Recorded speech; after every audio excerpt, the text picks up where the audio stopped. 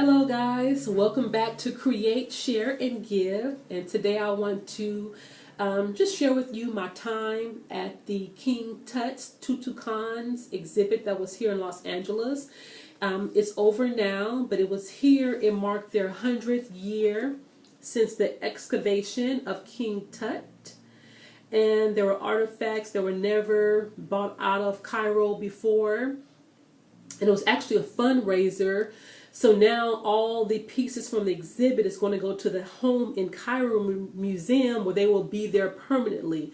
So a few of the artifacts I knew I had to see because even though Cairo is on my #1 bucket list of my big trips to go to, I'm not sure when that'll be, but hopefully sooner than later. I wouldn't be able to see the artifacts, so I had to go. So thank goodness I came across this group, because I couldn't find anyone that was really interested in going with me to the exhibit. But I found this group, and they are called Crest, K-R-S-T, and this was one of the, here you go, one of the flyers they had for the event. A very knowledgeable group of people that study ancient Kemet, a lot of scholars who are passionate. When I say passionate, I mean there are people that go out and protest about the truth and origins of King Tut. And so I have to respect that. And I wanted to get a perspective coming more from an African perspective, more so than a generalized depiction that I knew the museum probably would give. And so it wasn't by accident that I ran across them. I needed the information that they gave. I needed the connection. They have study groups here in Los Angeles. I haven't attended yet, but I know that I will, because as I delve deeper and deeper into African spirituality, I know that I'll need that kind of background or support, I guess you would say. So they also gave us this flyer, the Crest group. Ooh, turning everything upside down. In Anutakin, which is King Tut's father. And I didn't know that Nefertiti was his mother. But very, very interesting character. Very interesting literature. So I'm happy that they apply literature and things of that nature. Helped me to get a better understanding of all the netters, which is nature without the vowels. That's what they worship. They work with nature. And not so much all their deities were, to me, nature driven. And the more I delve into astrology, I'm sure I'll understand that even clearer. But a little backstory on my love for ancient Kemet. Saw a picture of the pyramids in Cairo, and tears were just like rolling down my face, almost as if I felt like I want to go home, or that has been my home in a past life, or my ancestors through my DNA is telling me to rise up and remember this knowledge, and it's a time to apply it. Even in my days when I would say I was still asleep, really asleep, I would still collect anything on ancient Kemet. I had capes. I had just any kind of artifact I could find. When I would go thrifting, I was just always attracted and drawn to it. So with that being said, my first piece that I've gotten of King Tut, I saw this, and I was actually in Ross one day, and I came across it and knew that I had to have it. And I brought it home, and my oldest son grabbed it and just fell in love with it.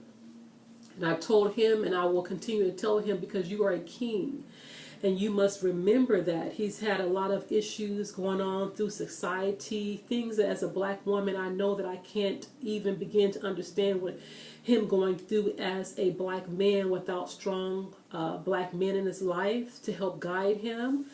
But I knew that he connected to this because he realized, hey, I am that king, even if it's on a subconscious level, and I want that to come to the conscious level.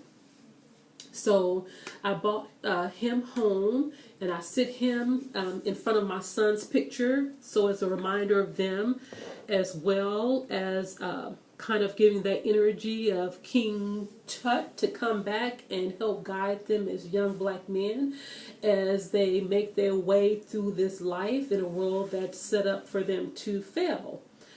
So anywho, another artifact that I got from the exhibit was Horus, and I got him with the hawk's head. I don't have any pictures or anything depicting him in this way.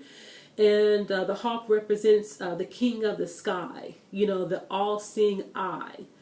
And I remember a while ago I was at a park and I was meditating, and it was raining. It had started to drizzle.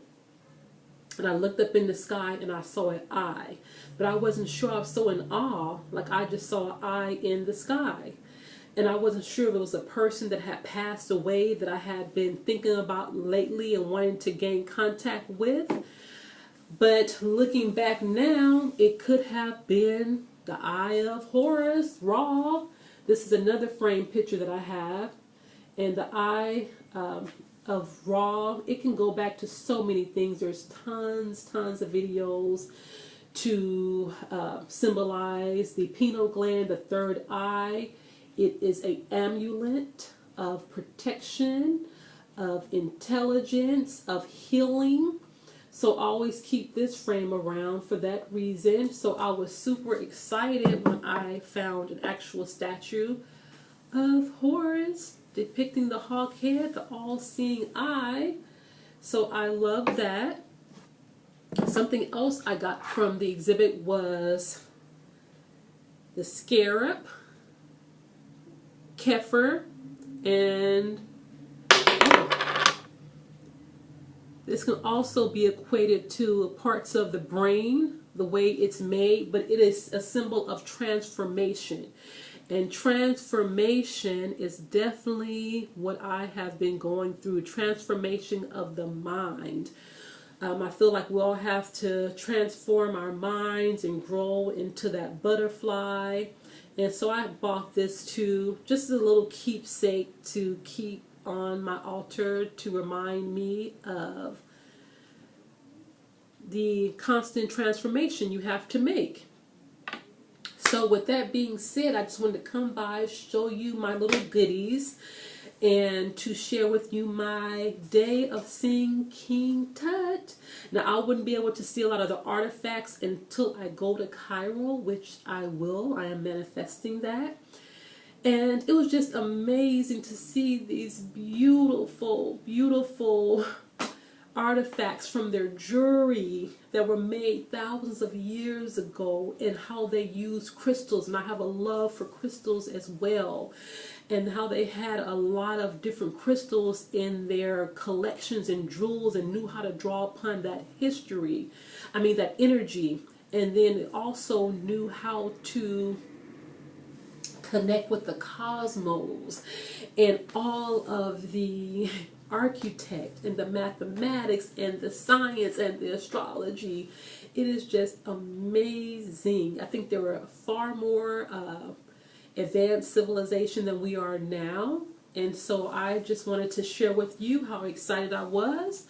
And until we meet again, don't forget to create, share, and above all, give.